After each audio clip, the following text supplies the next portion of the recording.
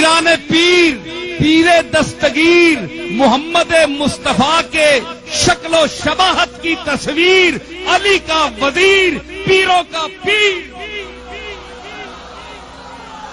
شیخ المشارق والمغارب، ابن الزرغام الصالب، علی ابن ابی طالب، اسد اللہ الغالب،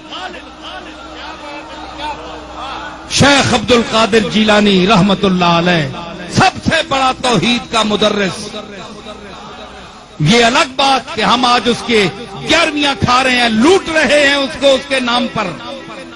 ہم نے اس کی تعلیم چھوڑ دی، چاہے کوئی پیر ہو، چاہے کوئی مولوی ہو،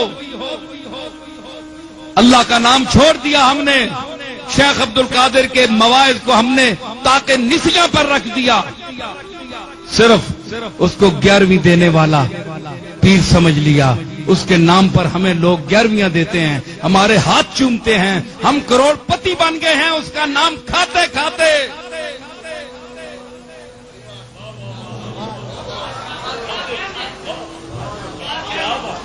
او خدا کا خوف کرو، پیران پیر کو اس کے نام پر لوٹنے والوں، چاہے وہ کوئی اولاد ہو چاہے اولاد سے نہ ہو،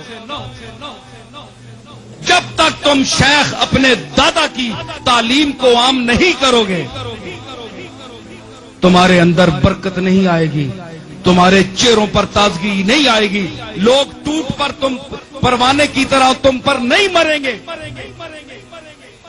حق کہو، سچ کہو، اللہ کے نام کو بلند کرو، اور وہ درس پڑھو جو شیخ عبد القادر نے اپنے مواعظ حسنہ میں 40 سال مسند بغداد پر بیٹھ کر دیا۔ تم آج فرقوں میں پھنس گئے ہو۔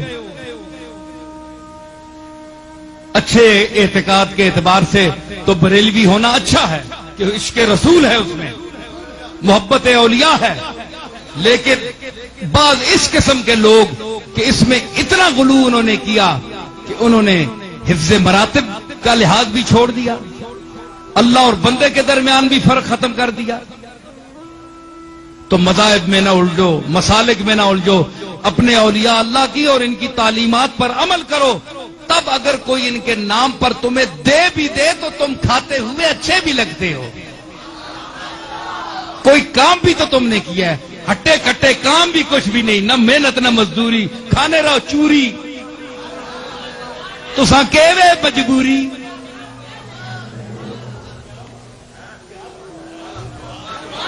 کیا تم سے سوال نہیں ہوگا قیامت کے دن؟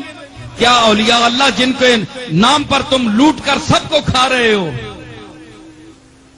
لوگ تو تمہیں دے رہے ہیں ان کے نام پر، ان سے نہیں پوچھا جائے گا، یہ نہیں پکڑے جائیں گے، تم اور میں پکڑے جائیں گے، ہم پکڑے جائیں گے، جو کھا رہے ہیں، جو لے رہے ہیں۔ عوام تو محبت میں ان کے نام پر دے رہی ہے، لیکن ہم کیا کر رہے ہیں؟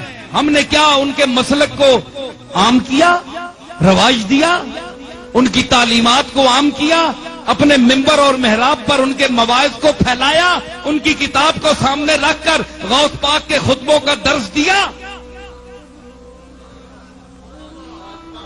کیوں؟ غوث پاک کا درس جو ہے وہ اللہ کا درس ہے، غوث پاک کا مزاج رسول کا مزاج ہے، اور اس کی دلیل ان کا اپنا کہنا ہے، وَكُلُّ وَلِي لَهُ قَدَمٌ وَإِنِّي عَلَىٰ قَدَمِ النَّبِي بَدْرِ الْكَمَالِ۔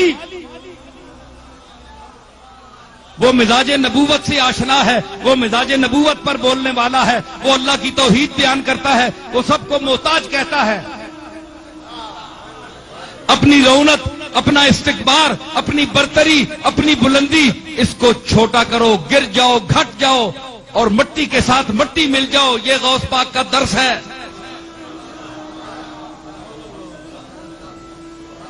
اگر آج کے پیر، آج کے مشائخ ان اکابر کی تعلیمات کا درس دینا شروع کر دیں تو ان کے خیال کے مطابق ان کی یہ چلتی ہوئی دکانداری بند ہو جائے۔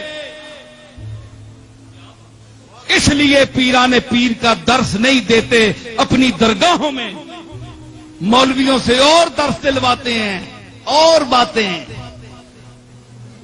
میں نے بڑی درگاہیں دیکھی ہیں، اپنی درگاہ بھی ہے ہماری، بہت ساری دیکھی ہے، کوئی کام کی بات نہیں ہوتی، ایسی باتیں جس سے کھچ کھچ کے لوگ بس صاحب مزار اور جو موجودہ پیر صاحبان ہیں ان کے ساتھ نتھی ہوتے جائیں، بس ان سے چمٹتے جاؤ، ان کو پیسے دیتے جاؤ۔ بھائی کیوں دیتے جائیں؟ انہوں نے کیا کیا ہے؟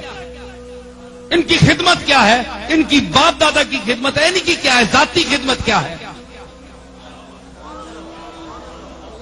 ہمارا کوئی پیسہ حرام کا ہے پہ ان کو دیتے جائیں؟ سمجھ آئی؟ تو کم از کم سوچو، دینے والے بھی سوچیں کہ ہم کن کو دے رہے ہیں اور کیا یہاں ہو رہا ہے۔ کیا کوئی غوث پاک کی تعلیم عام کی جا رہی ہے یا صرف 11ویں منائی؟ 11ویں منانا کوئی سنت تو نہیں ہے، کوئی فرض تو نہیں ہے، کوئی واجب تو نہیں ہے۔ جس کو آپ نے فریضہ سمجھ رکھا ہے یہ کچھ بھی نہیں ہے، ایصال ثواب کی ایک دعا ہے۔ اگر کرتے ہیں آپ تو کر سکتے ہیں، لیکن اس کو ایشو بنا کر لوگوں سے جمع کرنا پیسہ اور لوگوں کی خدمات حاصل کرنا، اس کو ذاتی اپنی تعمیر اور مربوں میں اور ذاتی پراپرٹی بنانے میں خرچ کرنا، یہ غوث پاک سے بددیانتی ہے۔ ایک ایک کا پائی پائی کا قیامت کے دن غوث پاک حساب لے گا۔ دنیا میں تو گل چھڑے اڑا لیں لیکن غوث پاک چھوڑنے والا نہیں ہے، کیونکہ غوث پاک نے جو تعلیم دی ہے وہ اللہ کے لیے دی ہے، اس لیے اس کی تعلیم کو عام کرو، پھر اگر تمہیں کوئی دے تو تم اچھے بھی لگتے۔